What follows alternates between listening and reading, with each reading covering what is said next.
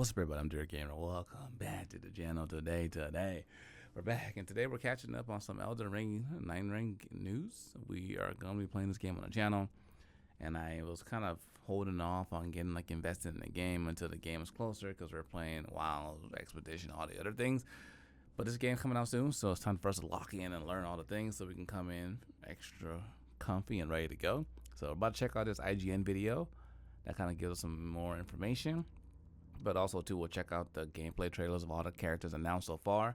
And I'm wondering, where's my samurai? It has to be one in the game because samurai is samurai, and I know everyone wants to play it. So we're going to get started with family without further ado. What do we have here? One of the biggest questions left over after Elden Ring Nightreign's network test back in February was, how will the world of Limveld change in the real game? After all, Nightreign is, for all intents and purposes, a roguelite. And one of the core elements of any roguelite is a degree of randomness or procedural generation that ensures that every run feels just a little bit different.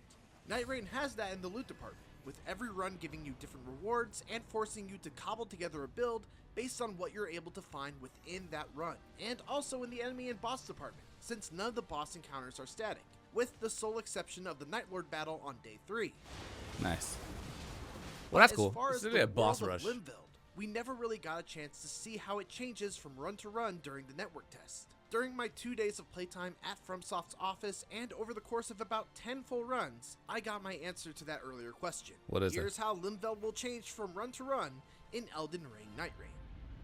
I'm excited. Do you have to always play with a team? Actually, we jumped the gun. Before we go into the ways that Limveld will change, let's quickly establish what doesn't change. The overall structure of Limveld will not change. The shape of the island, the major geographical features, the positioning of cliffs, rivers, and lakes, all of these will be the same, barring a few major exceptions that we'll cover in just a bit. The locations of Sites of Grace, Everjails, the launching Spirit Springs, cave entrances and exits, the spectral trees and the wind currents, all of these are static and do not change location from run to run. Okay, at least you can There's also save. a giant castle that features exceptionally tough battles and big rewards right smack in the middle of the map that will never change. Everything else, from the locations of all the rest of the points of interest, the types of rewards offered at those points of interest, to the wandering mini-bosses and the bosses that you fight at the end of day 1 and day 2, are left completely up to chance.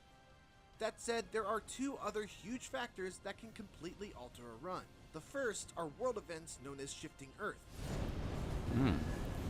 Occasionally, before you even launch into a level, you'll be made aware that there is a Shifting Earth modifier in effect. In our playtime, the one we encountered was Crater, which transformed the northern section of the map, placing a giant crater in the middle and rivers of lava all around it. The enemies around and inside the crater are no joke, and wiped the floor with us when we first attempted to even get close enough to investigate the crater on the first day.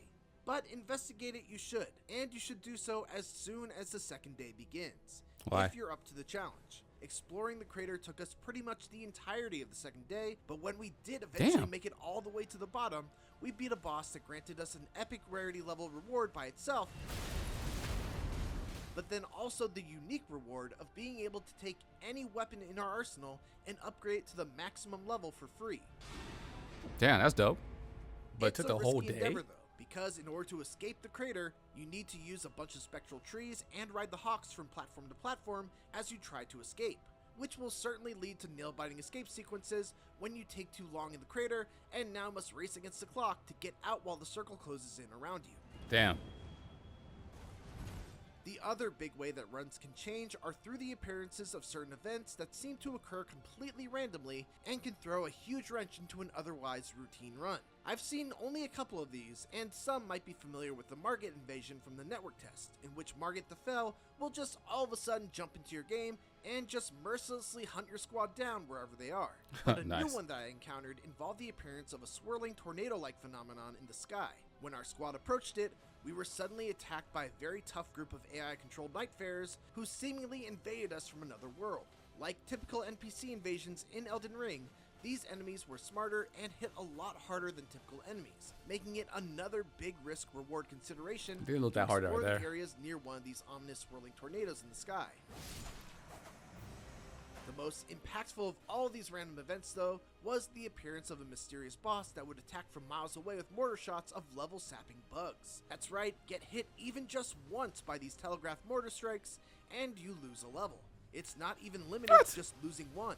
Get hit again, he'll take another level from you. The only way to get those levels back is to find and kill the boss by following the bugs to his hiding spot. Unfortunately, I don't have footage of this, nor do I know what the reward is for killing him, because by the time we found the boss by following the bugs, the circle had started encroaching, and we just wouldn't have been able to kill him before the circle killed us. I'm not gonna lie, it was pretty soul-crushing to have to just give up on those levels that he stole from us, and it really kind of doomed our run from day one.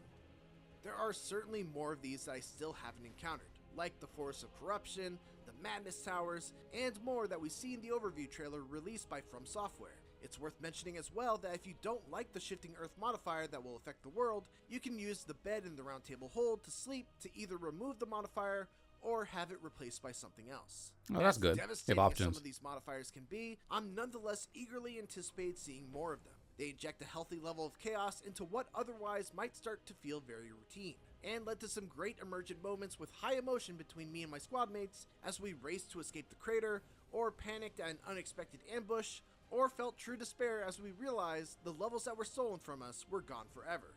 Moments like these are the heart of any good roguelite, and hopefully Nightreign is able to keep them coming at a steady pace.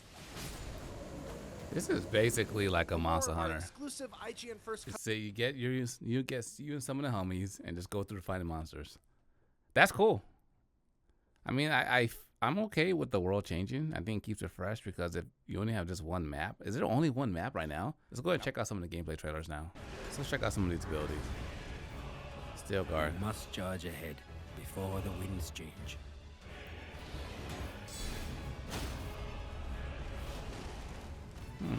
Okay. Now we strike at the head of the serpent.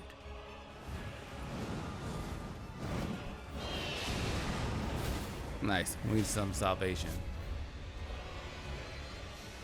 May 30th, 10 days. I Here we go. believe myself skilled in my craft. The witch. Ah, time for thy lesson, is it?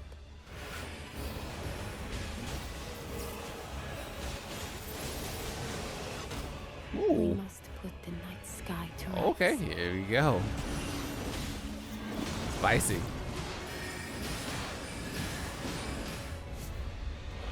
I gotta get up in the action. What a glorious way to pass the The time. Raider. Big boy. Big weapon. He just ate that? Night is nothing to be afraid of. Bro, the jumping gameplay was so crazy in Elden Ring. I can't wait. That's to full jump strong. into the fray. Oh, he uses totems. Oh, that's convenient. This is who I played in the network test. Duchess. She was cool. She was cool. Now I'm ready to get my hands dirty. Are you? Oh man, I hate this damn boss.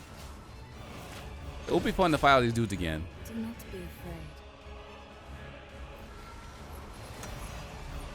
Oh yeah, she can go invisible.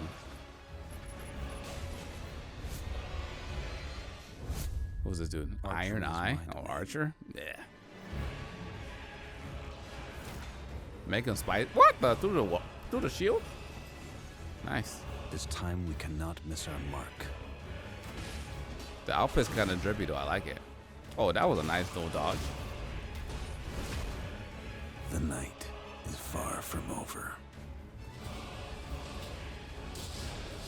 Oh, you got one of the big ass bows like the knights. Okay.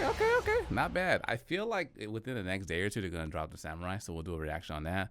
But so far, I'm excited for the game. Check it out and go in. It's gonna be interesting playing a game that's not like a single player game that we had to play as a team of 3, which I typically don't play. So it'll be cool to see and play with you guys as well.